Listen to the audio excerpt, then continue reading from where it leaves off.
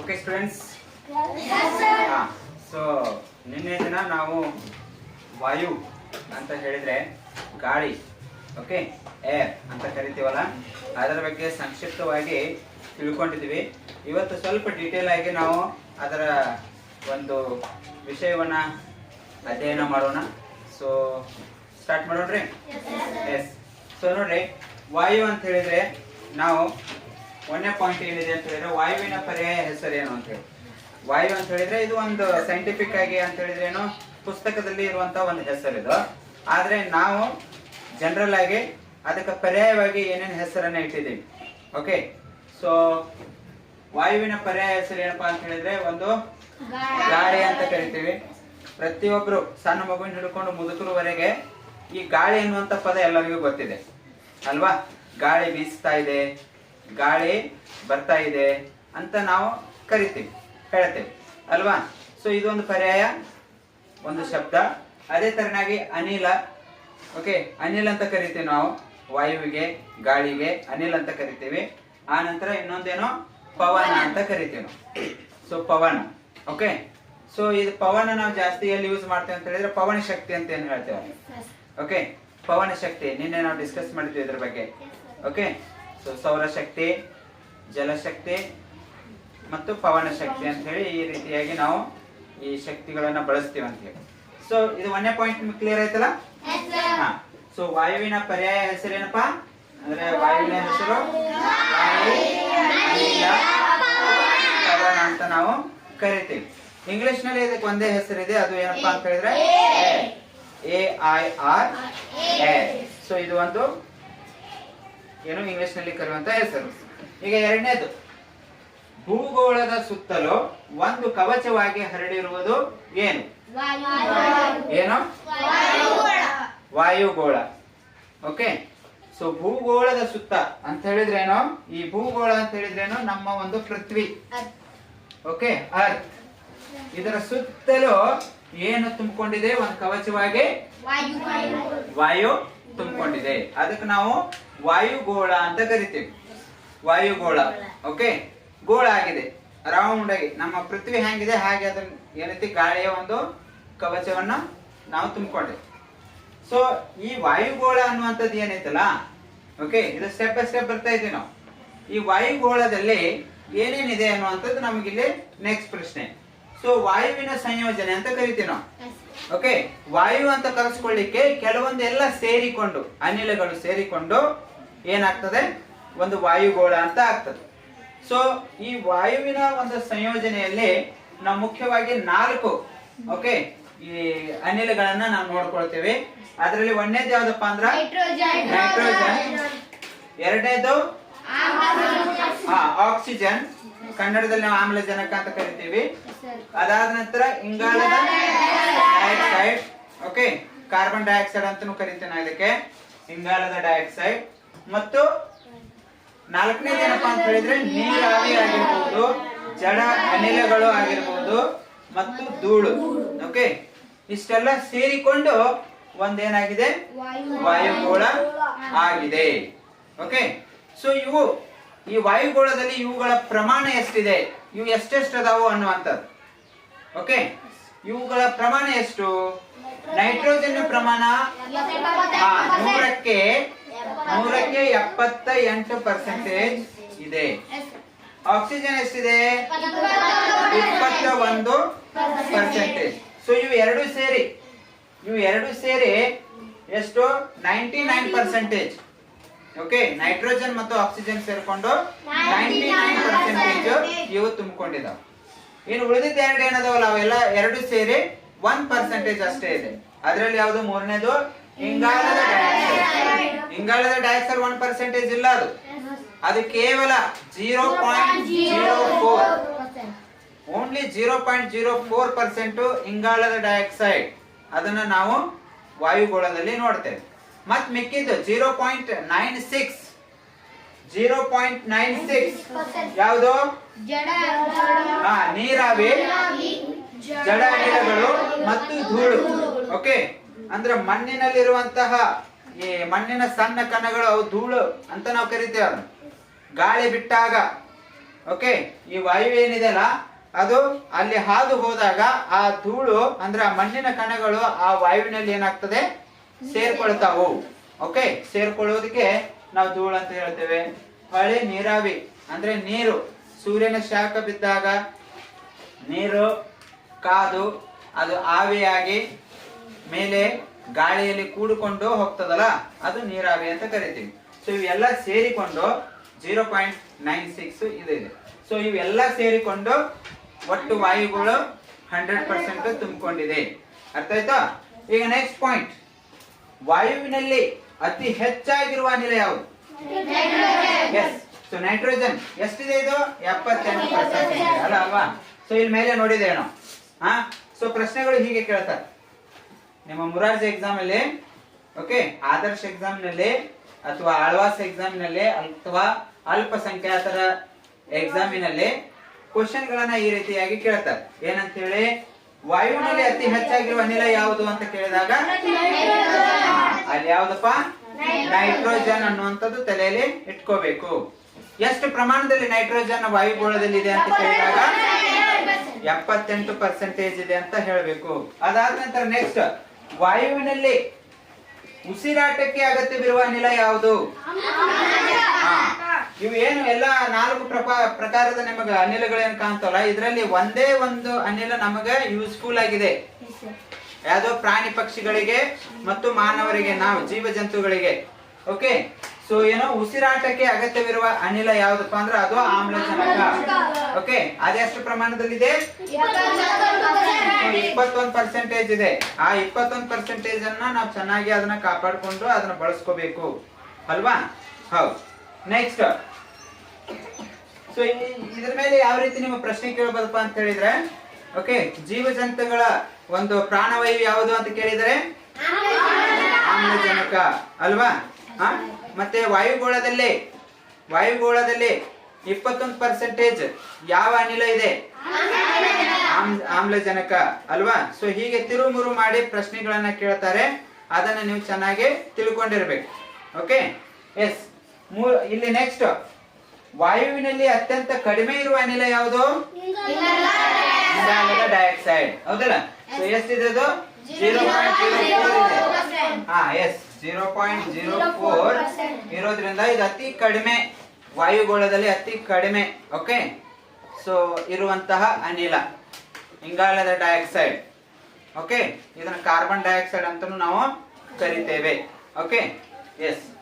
ಅದಾದ ನಂತರ ನೆಕ್ಸ್ಟ್, ವಾಯು ಚಲಿಸಲು ಪ್ರಾರಂಭಿಸಿದಾಗ ಅದು ಏನಾಗ್ತದೆ? ಯಾವ ರೂಪ ತಾಳ್ತದ? ಅದು ಗಾಳಿಯ ರೂಪ ತಾಳ್ತದ. ಓಕೆ, ಅದನ್ನ ಗಾಳಿ ಅಂತ ಕರಿತೇವೆ ನಾವು, ವಾಯು ಅಂತ ಕರೆಯೋದಿಲ್ಲ. ವಾಯು ಅನ್ನೋದೇನಿದೆಯಲ್ಲ ಅದು ಚಲಿಸಲಿಕ್ಕೆ ಪ್ರಾರಂಭಿಸಿದಾಗ, ಈಗ ಈ ಒಂದು ಕ್ಲಾಸ್ ರೂಮ್ ಅಲ್ಲಿ ಗಾಳಿ ಇದೆ ಬಟ್ ಅದು ಚಲಿಸ್ತಾ ಇಲ್ಲ, ಹೌದಾ? ಯಾವಾಗ ನಾವು ಫ್ಯಾನ್ ಆನ್ ಮಾಡ್ತೇವೆ ಆ ಗಾಳಿ ಚಲಿಸಲಿಕ್ಕೆ ಪ್ರಾರಂಭಿಸ್ತದೆ ಅಲ್ವಾ?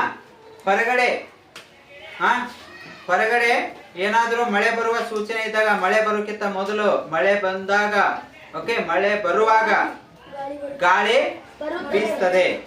ಓಕೆ, ಸೊ ಈ ರೀತಿಯಾಗಿ ಮತ್ತೆ ನಾವು ವಾಹನದಲ್ಲಿ ಸವಾರಿ ಮಾಡುವಾಗ, ನಾವು ಸೈಕಲ್ ಮೋಟರ್ ಆಗಿರ್ಬೋದು, ಕಾರ್ ಆಗಿರ್ಬೋದು, ಸೈಕಲ್ ಆಗಿರ್ಬೋದು, ಅಥವಾ ಓಡುವಾಗ ನಮಗೆ ಗಾಳಿಯ ಅನುಭವ ಆಗ್ತದೆ. ಅದು ನಾವು ಓಡುವಾಗ ನಮ್ಮ ಸ್ಪೀಡಿಗೆ ಅದು ಗಾಳಿ ಇದೆ ಅಂತ ಗೊತ್ತಾಗ್ತದೆ. ಆದ್ರೆ ಗಾಳಿಯಲ್ಲಿ ಚಲಿಸ್ತಾ ಇಲ್ಲ. ಗಾಳಿ ಏನಾಗ್ತಾ ಇಲ್ಲ? ಚಲಿಸ್ತಾ ಇಲ್ಲ. ಗಾಳಿ ಚಲಿಸ್ತಾ ಇದೆ ಅನ್ನೋದು ನಾವು ಯಾವ್ದ್ರ ಮುಖಾಂತರ ಕಂಡು ಹಿಡಿಯುತ್ತೇವೆ? ಯಾವ ರೀತಿ ಕಂಡು ಹಿಡಿತೀವಿ ನಾವು? ಗಾಳಿ ಚಲಿಸ್ತಾ ಇದೆ ಅನ್ನೋತೆ. ಫ್ಯಾನ್ ಹಚ್ಚಿದ್ರೆ ಗಾಳಿ ಚಲಿಸ್ಲಿಕ್ಕೆ ಪ್ರಾರಂಭಿಸೋದಿಲ್ಲ, ಅದು ಆ ಕಡೆ ಈ ಕಡೆ ಹರಿದಾಡ್ತದೆ. ಎಸ್. ಸೊ ಏನಾಗ್ತದೆ? ಗಿಡ ಮರಗಳ ಎಲೆಗಳು ಏನ್ ಮಾಡ್ತಾವು? ಅಲಗಾಡ್ತಾವ. ನಾವು ಒಣಗಲಿಕ್ಕೆ ಹಾಕಿರುವಂತ ಬಟ್ಟೆ ಏನೋ ಹಿಂದೆ ಮುಂದೆ ಮಾಡ್ತಾವ ಅಲ್ವಾ? ಸೊ ಅವಾಗ ನಮಗೆ ಪಕ್ಕಾ ಗೊತ್ತಾಗ್ತದೆ ಗಾಳಿ ಚಲಿಸ್ತಾ ಇದೆ ಅಂತ ಹೇಳಿ.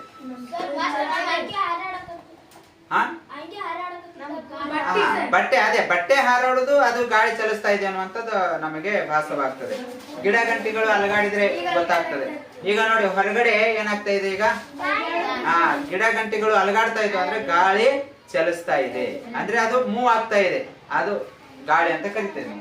ನೆಕ್ಸ್ಟ್ ಏನಪ್ಪಾ, ಸೊ ವಾಯು ಮಾಲಿನ್ಯ ಅಂದ್ರೆ ಏನಪ್ಪಾ, ಇಲ್ಲಿ ಏನೋ ಅದಕ್ಕ ಉತ್ತರ ನಾವು ಬರ್ದಿಲ್ಲ, ಆದ್ರೆ ಇದು ಮುಕ್ತವಾಗಿ ನಾವು ಡಿಸ್ಕಸ್ ಮಾಡ್ಬೇಕು. ಓಕೆ, ವಾಯು ಮಾಲಿನ್ಯ ಎಂದರೇನು? ಹಾ ಹೇಳ್ಪೆ. ವಾಯು ಮಾಲಿನ್ಯ ಅಂದ್ರೆ ಸರ್ ಸ್ಕೂಟರ್ ಇದು ಗಾಡಿ ಅದು ಹೊಡಾರಿ ಹೋಗಿ ಬರ್ತೈತಲ್ರಿ ಹಿಂದಿದ್ರಿ, ಅದು ಹೋಗಿ ಗಾಳಿ ಸೇರ್ಕೊಳ್ಳೋಣ ವಾಯು ಮಾಲಿನ್ಯ ಆಗ್ತದೆ. Very good.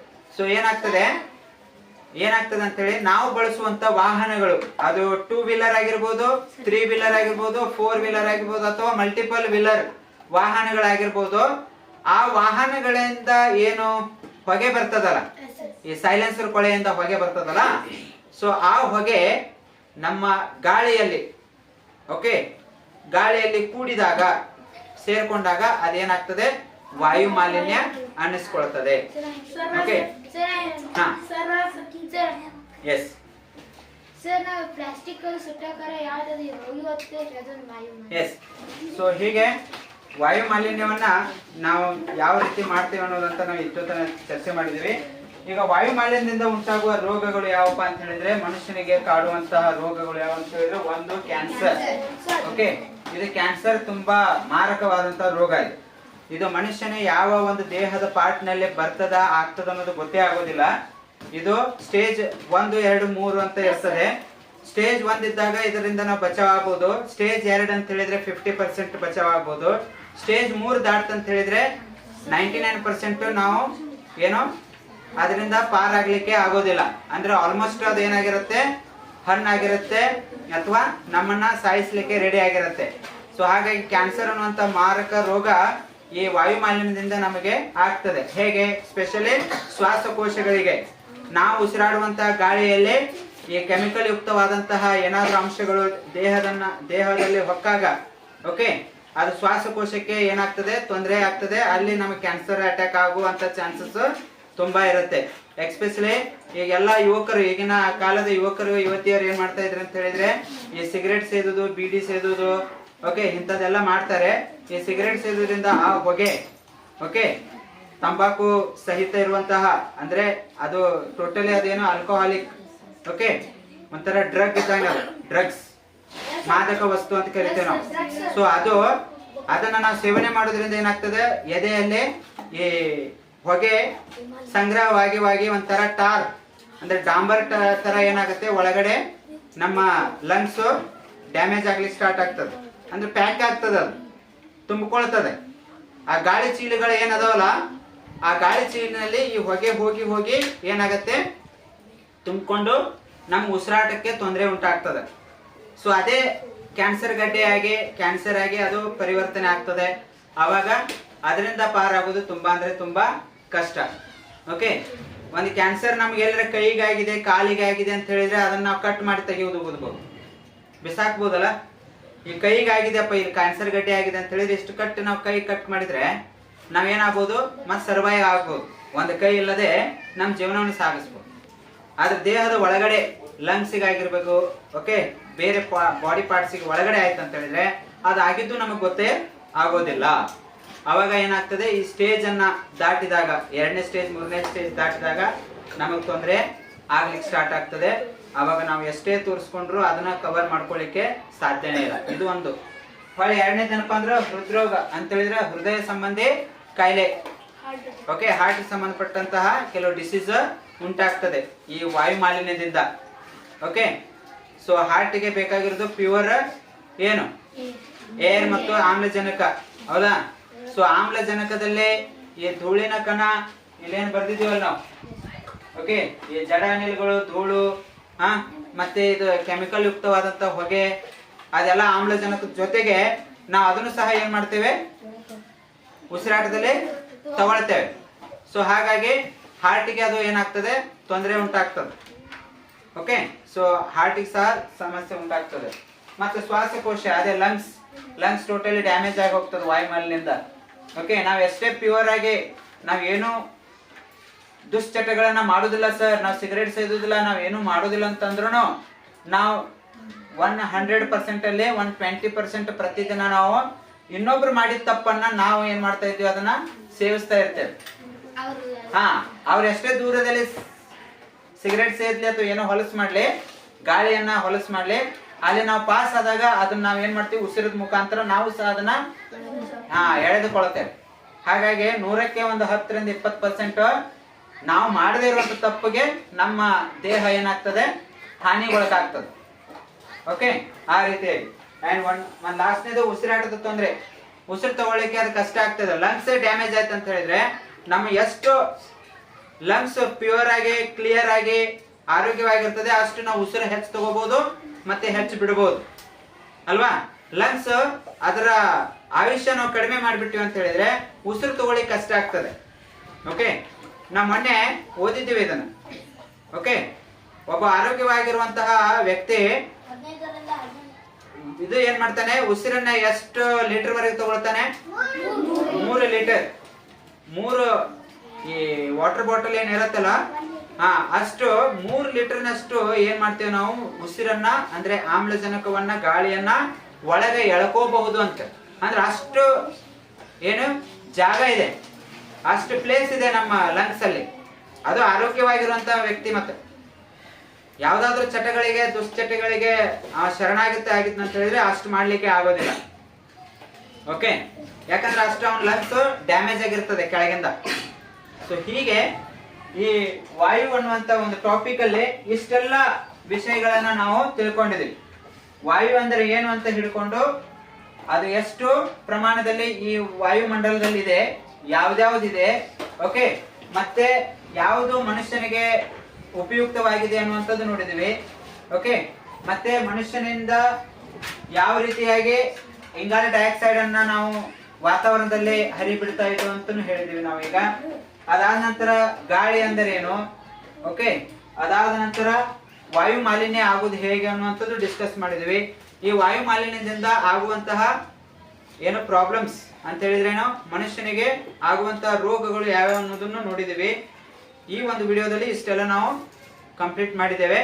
ಈಗ ಇದಾದ ನಂತರ 2ನೇ ಪಾರ್ಟ್ ನಲ್ಲಿ ನಾವು ಅದರ ಮುಂದುವರೆದ ಭಾಗವನ್ನ ತಿಳ್ಕೊಳ್ಳೋಣ.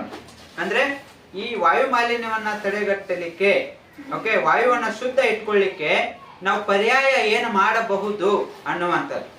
ಓಕೆ, ಅದನ್ನ ನಾವು ನೋಡ್ಬೇಕೀಗ. ಓಕೆ, ಸೊ ಇಲ್ಲಿಗೆ ಈ ಒಂದು ಕ್ಲಾಸು ಮುಕ್ತಾಯ ಆಗ್ತದೆ. Okay, S.